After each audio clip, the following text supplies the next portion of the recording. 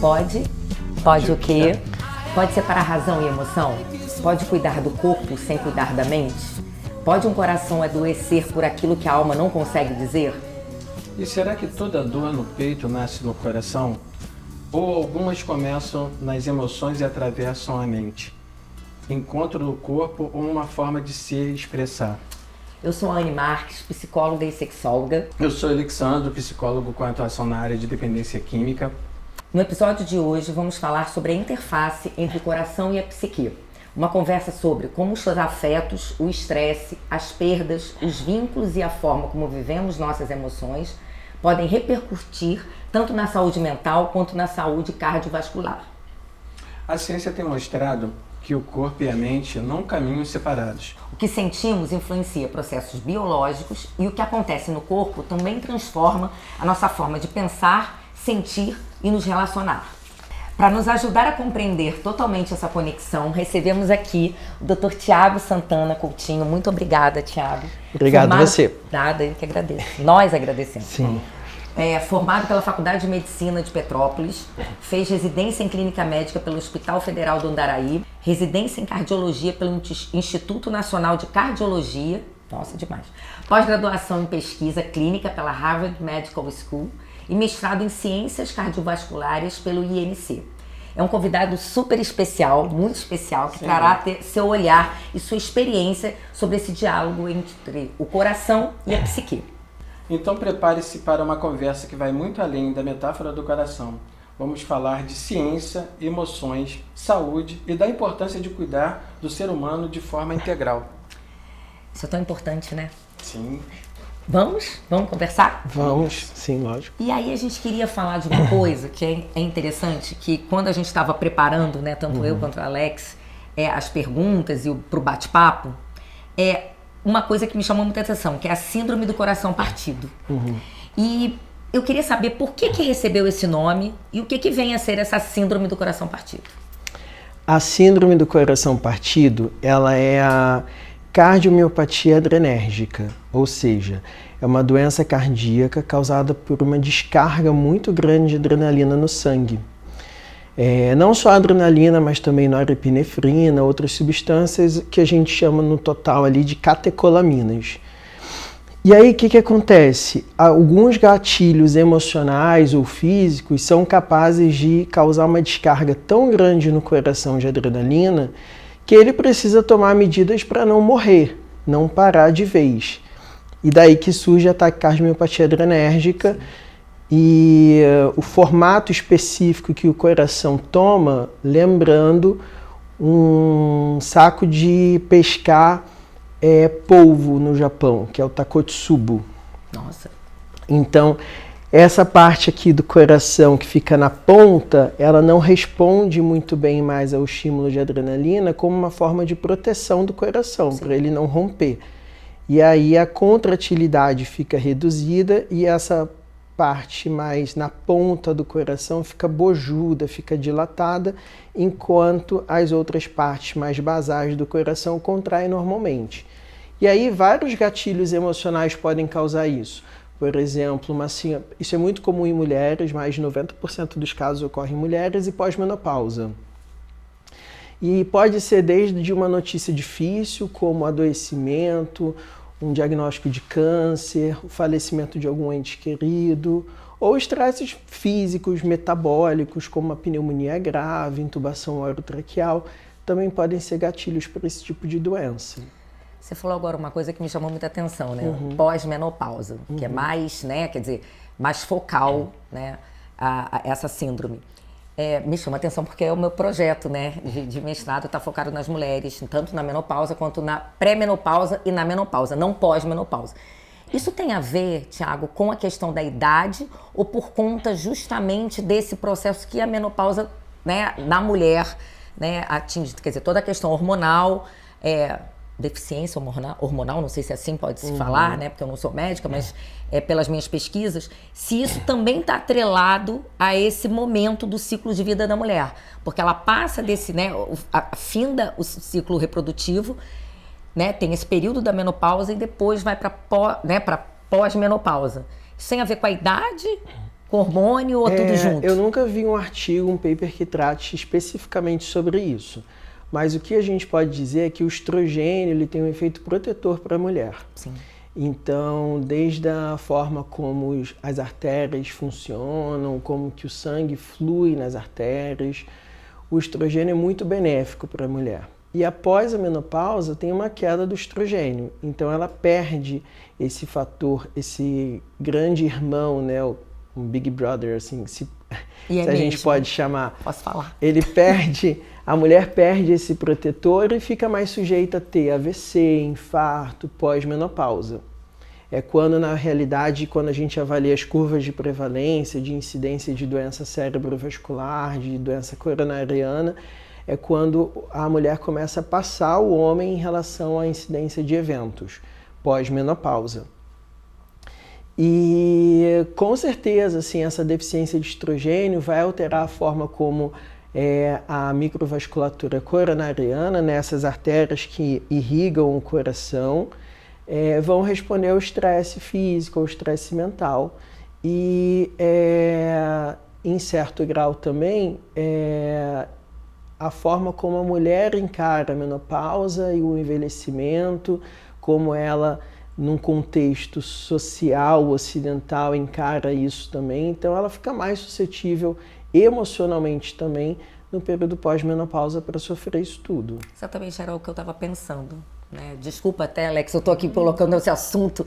É tão interessante porque, assim, justamente nessa fase, né, menopausa, hoje a gente fala mais da pré que a perimenopausa, mas da menopausa e da pós-menopausa, a mulher muitas vezes não se encontram. E aí ela não se encontra em si, né? E aí a gente falando um pouco também da questão da psique. E aí existe justamente esse desprendimento e muito mais abertura, talvez, não sei se é a melhor palavra, para um estresse, né? De não tô aqui nessa, né?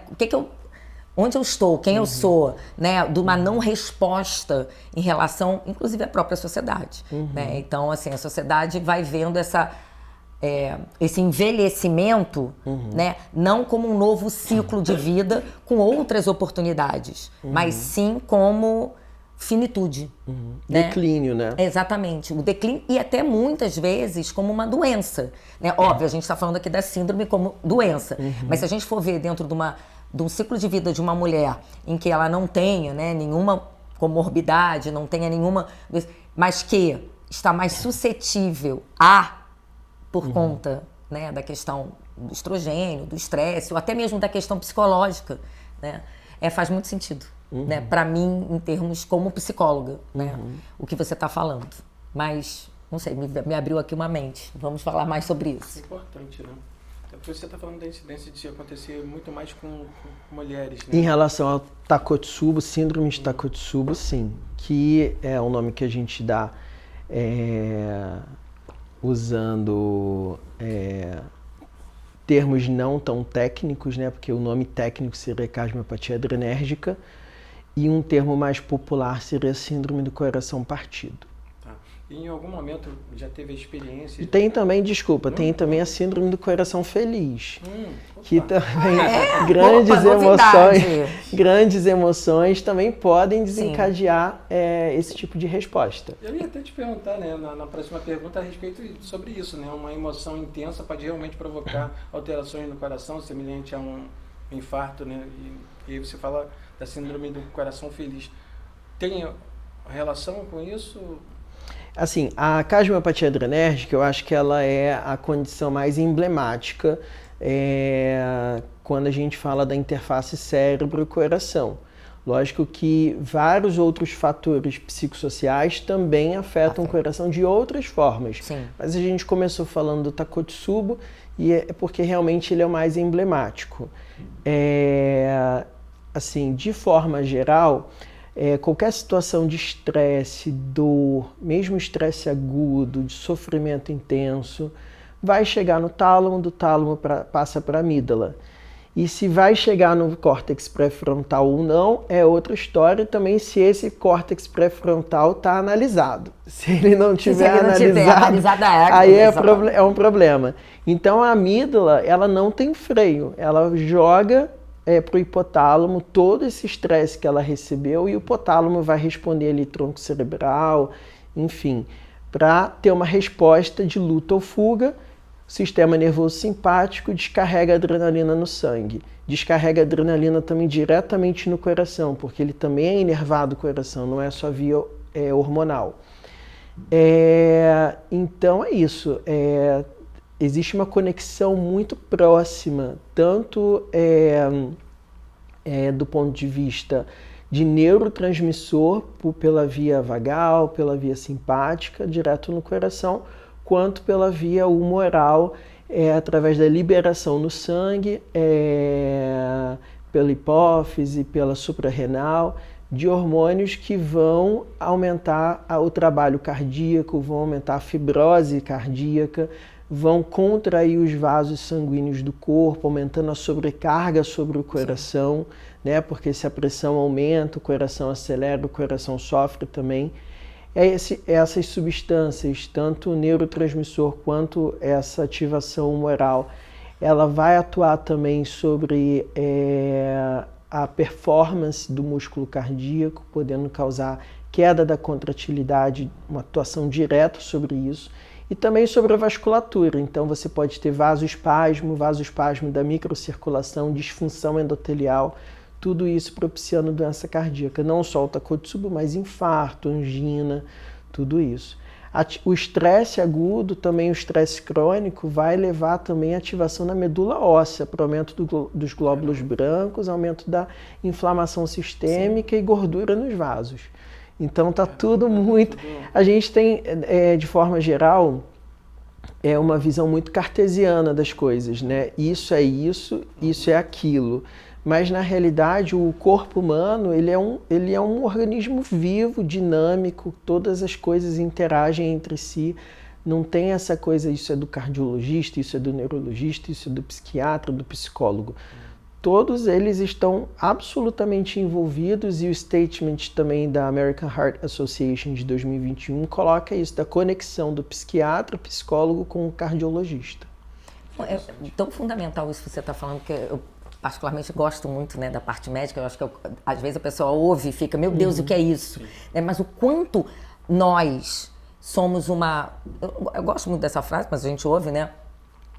Uma máquina no sentido de se observar. Porque, aí falando um pouco né, da psicologia, o quanto nós, psicólogos e óbvio, médico, consegue olhar, ter esse olhar para o outro, mas principalmente de auxiliar, né, a pessoa a ela se olhar, né? Porque, vamos lá, a pessoa vai para o médico quando ela está sentindo alguma coisa. Mas e o antes? Por que não se cuidar antes? Né? É como eu falo, às vezes a pessoa fala, mas terapia, a pessoa justamente busca quando está com algum problema. Mas é um processo. Então, assim, se você tem um tempo para você para falar, é um momento de você se observar. Sim. É como o preventivo, né? Que a gente fala da prevenção. Né? Óbvio que a pessoa vai buscar um cardiologista, né? E você me corrija, tá sentindo alguma coisa, mas se ela faz os exames, a prevenção e vê esse olhar, né, integral, fica muito mais fácil, porque o maior desafio da gente é o quê? É lidar com as emoções e sentimentos, né? As emoções e sensações, que estão totalmente, é o que você está falando, atingem totalmente o quê? O nosso organismo. Totalmente. Né? Não sei, o que eu estou falando parece óbvio, mas não é tão óbvio para todo mundo. Não é tão óbvio. Até porque a doença mental, o sofrimento psíquico, ele é muito estigmatizado, é muito jogado de lado, né? Então, aquela mulher que chega na emergência com dor no peito, a primeira coisa que vem às vezes ao médico, ao enfermeiro, é que ela está sendo histérica. Sim. Isso ainda é uma visão, sei lá, freudiana. Freudiana lá de... Sim. Né, do histeria, da histeria. E que mesmo que a gente não documente uma doença orgânica, existe um sofrimento real, que pode causar também, mesmo que não tenha uma obstrução em uma dessas artérias aqui, uma obstrução grande, placa de gordura, também pode causar alterações funcionais na microcirculação, vasoespasmo, que também causam dor, também causam angina de peito e precisa de tratamento específico. Às vezes até é mais complexo o tratamento do que se tivesse uma obstrução. Imagino. Então, eu estou pensando aqui porque veio à minha cabeça o cliente, né? Uma família que eu atendo, e ele está falando aqui do luto. E o luto é um gatilho mais comum ou existem outros eventos tão impactantes quanto? Então, o luto é um evento muito, muito, muito importante. A gente subestima a capacidade dele de gerar doença orgânica. Cerca de 2 a 7 dias após a perda de um ente querido, o risco de infarto agudo do miocárdio é 20 vezes maior do que da população geral. Então, meu pai infartou no luto da minha mãe. Minha mãe faleceu, meu pai no mesmo dia, dor no peito, foi para emergência e infartou. Aí eu falei, não, agora não dá para fazer o cateterismo, vamos segurar um pouquinho a onda. Não me ouçam, mas eu como filho não aceitei ele ficar internado no dia que a minha mãe ia ser enterrada. Sim. Então eu achava que ele precisava elaborar esse luto, participar daquelas condições e fui medicando ele com o que podia. Com aspirina, atenolol, alprazolam, tudo isso. Você foi cuidando de toda uma... Sim. Você vê como é importante ter essa visão, né? Sim. Tudo bem, você é o filho, você estava ali vivenciando, mas de ter essa visão humana, óbvio, né? Dele poder elaborar esse luto e ponderar, né? Tomar uma decisão. Quantas vezes, não, vai, faz logo, vai, né? Sim.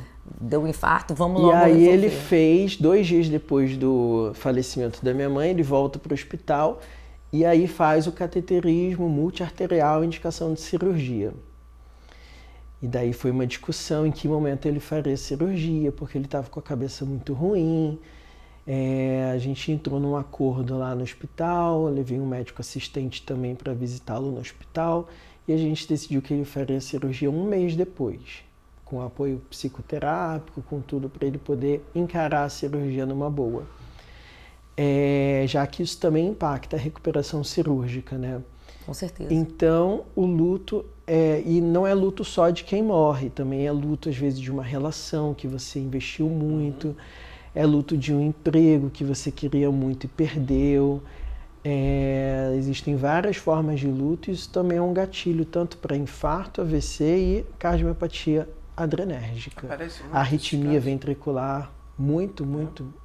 E assim, não só o fator biológico em si, mas também o próprio adoecimento mental, sintomas depressivos, o isolamento social, reduz a adesão ao tratamento clínico, reduz a frequência de atividade física, a busca por atendimento médico na presença de sintomas. Então, além do fator biológico, ainda existe um fator comportamental que favorece a ocorrência de eventos de agravo de saúde.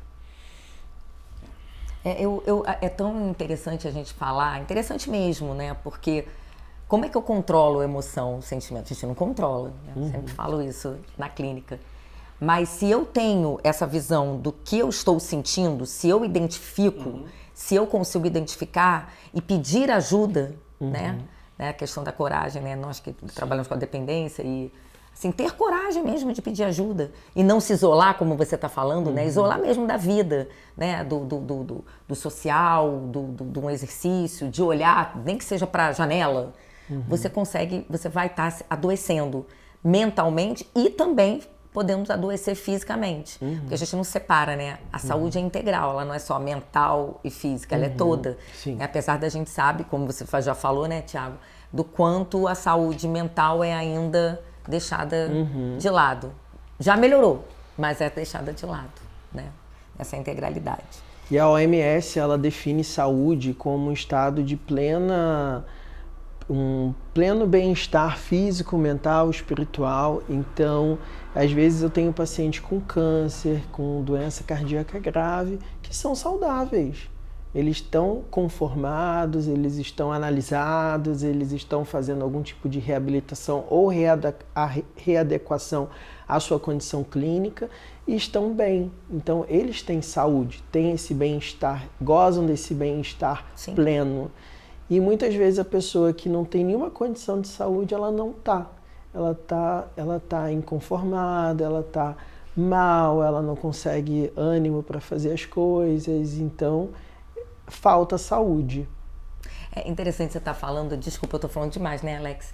Mas assim, ontem tem acontecido, né? Vou expor minha filha, ela não vai gostar, mas assim, ela é muito ansiosa, ela é uma pessoa muito dedicada no estudo e uma ansiedade. Eu também era assim. Ainda dizem que eu ainda sou muito assim, mas não sou tanto. A gente vai ficando mais velho, eu acho que a gente vai ficando, né, lidando melhor com as emoções. Isso eu acho que é o meu grande desafio. Seria, acho que de todo mundo, mas ok.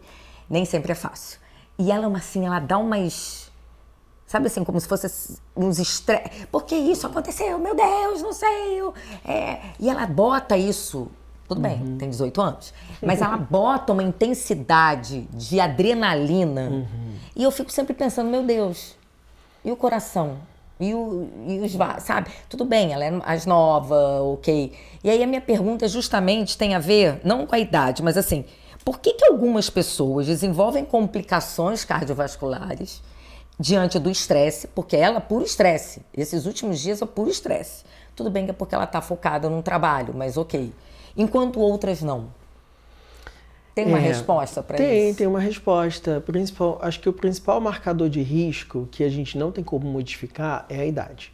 Sim. Então ela tem 18 aninhos, as artérias dela estão saudáveis, respondem bem às variações de frequência e pressão, e ela não viveu tempo suficiente, não foi exposta a estresse crônico o suficiente para ter as consequências ali vasculares, inflamatórias desses transtornos.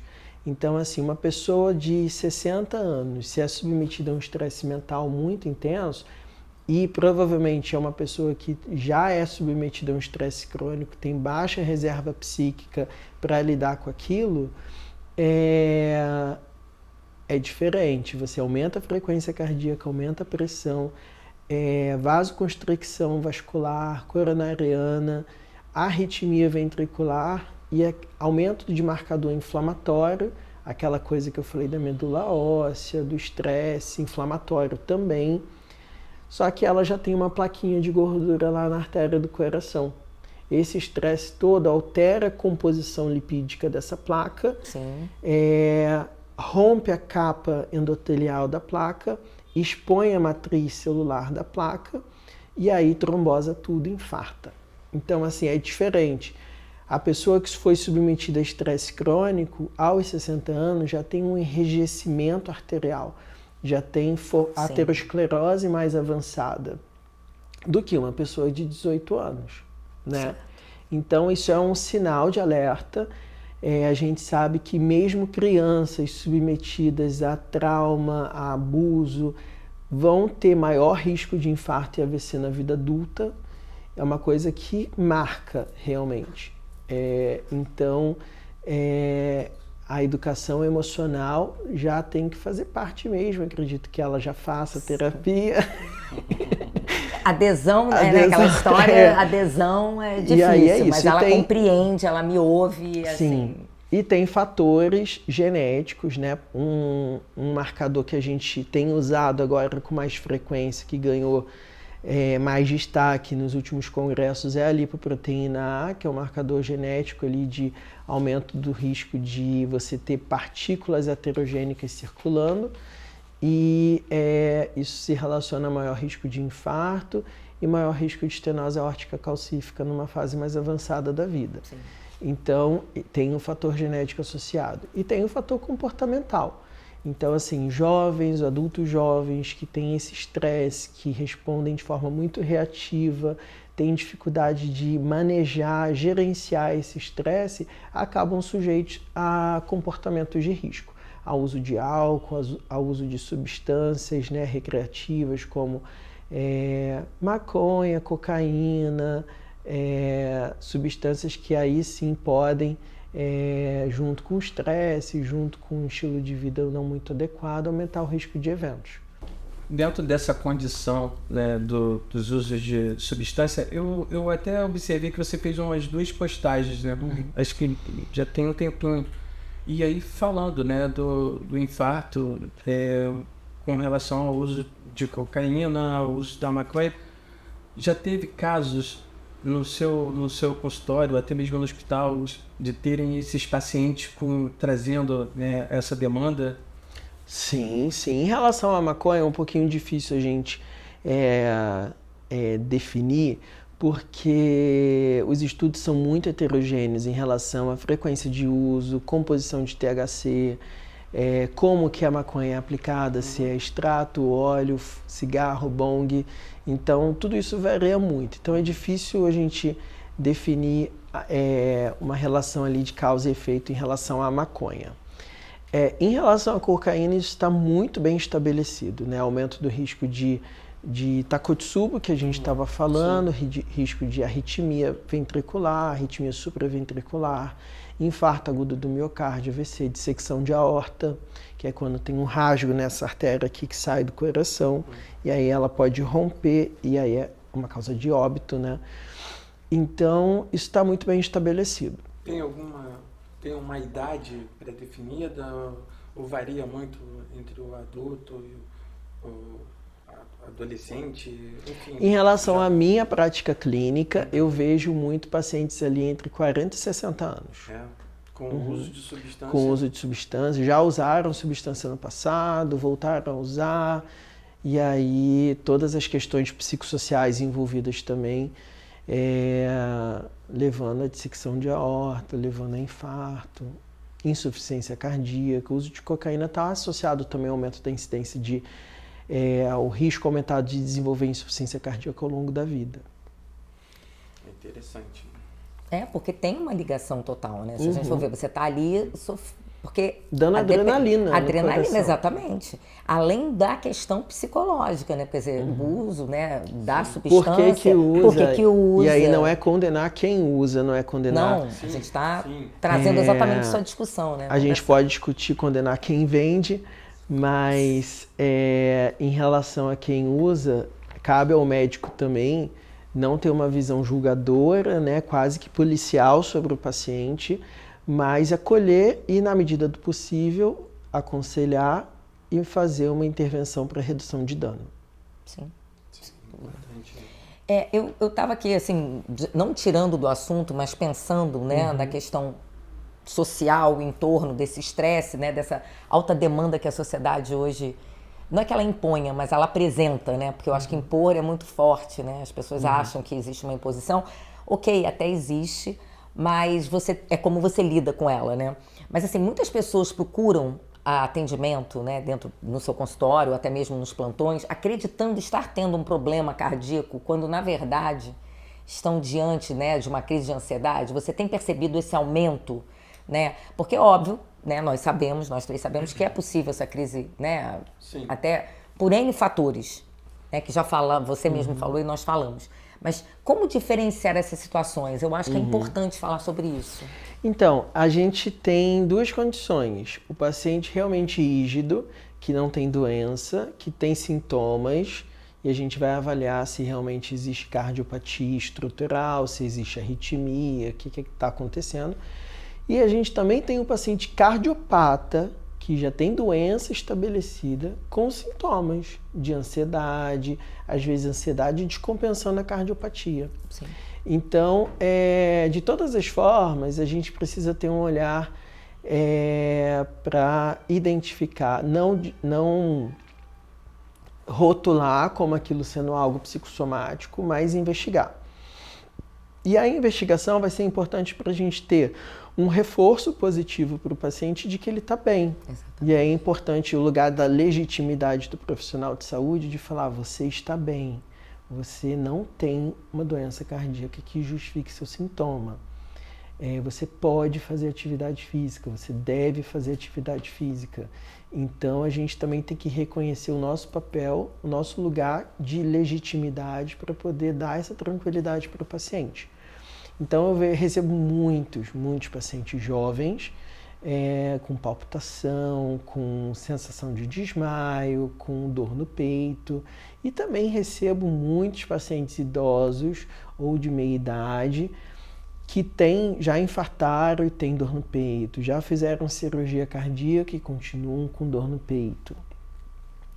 Inclusive tem um estudo interessante que foi o Órbita, que comparou pacientes com doença uniarterial, que tem doença em uma artéria só do coração, dessas aqui, né, que a gente falou,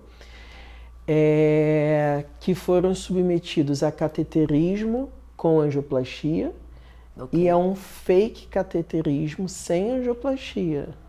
É uma sham procedure que a gente chama, né? Teve um teatro ali para a realização do procedimento, teve uma sedação e o paciente não fez nada. Não fez nada.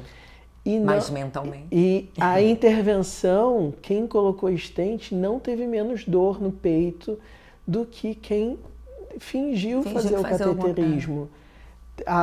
Em relação à recuperação da capacidade funcional foi semelhante, teste de caminhada foi semelhante. Então, o poder da mente mesmo para a reprodução de sintoma e resposta ao tratamento. Um paciente ganhou stent, o outro não ganhou nada. Foi uma sham procedure, né? Foi falso procedimento. Também teve alívio de sintoma e melhora de capacidade ao exercício. Sim. O quanto essa legitimação que você falou me fez tão, assim, eu acho que é tão potente, porque é óbvio que a pessoa se sente frágil, né? O ser humano se sente frágil diante de uma dor, seja ela, né, física ou não. Mas a física é como se fosse um sinal. Né? O sinal, olha, eu tô sentindo dor, tô sentindo palpitação, tô com tontura, tô suando frio. Então, assim, o corpo tá mostrando. Mas a interligação é direta. E eu achei esse estudo, assim, é isso, né? É como se fosse o placebo, que não é placebo, né? Mas, e o quanto tá ali na mente, porque é uma legitimação. Tudo bem, foi uma pesquisa com todo, né, aparato, óbvio, a gente tá falando de, né, pessoas e tal, mas o quanto isso tá ligado, né? O quanto às vezes a pessoa tem medo de acessar exatamente as suas dores, as suas sensações, para justamente não sentir. Aí a gente entra até, me veio a questão da medicalização, né? O quanto hoje toma remédio para isso, para aquilo. Daqui a pouco você tá anestesiado e não é isso. Né? Acaba que é uma faca de dois gumes, porque ou o paciente é negligenciado por conta dos rótulos e dos sintomas e dos transtornos mentais, psicológicos, ou ele é hipermedicado. Então, assim, toma aqui um Donarém para dormir, toma aqui uma sertralina, toma aqui um Ancitec, toma aqui o Rivotril, mas me deixa em paz. Sim. E aí você acaba anestesiando o paciente, não encaminhando ele para um especialista. Acho que o cardiologista, eu converso muito com o psiquiatra, né? O cardiologista é o terror dos psiquiatras, porque a gente prescreve muito benzodiazepínico. Então, muito Rivotril, muito Alprazolam, e cria uma dependência realmente do paciente, química e psicológica. E para desconstruir isso é muito difícil. Os pacientes já têm uma relutância muito grande de ir ao psiquiatra. Eu encaminho muitos pacientes para o psiquiatra. E isso gera até um certo desconforto na consulta, sempre que eu toco nesse assunto. Indico muito a psicoterapia, mas aí a gente tem um outro problema social, econômico, né? Que infelizmente, eu já fui um psicólogo de plano de saúde. Foram 20 minutos de consulta. Sim. Eu entrei na sala, quando eu comecei a falar, acabou a consulta. Sim. E aí você não tem essa aderência, você não consegue criar realmente, um vínculo. Realmente o paciente vai voltar para mim e falar, não me adiantou de nada o psicólogo. Mas assim, não é o psicólogo, né? Não é a forma. Não é nem o profissional em si que está ali, mas todo o sistema montado para que quanto que ele está ganhando? Ele está ganhando às vezes R$20 no atendimento, né? Então é complicado.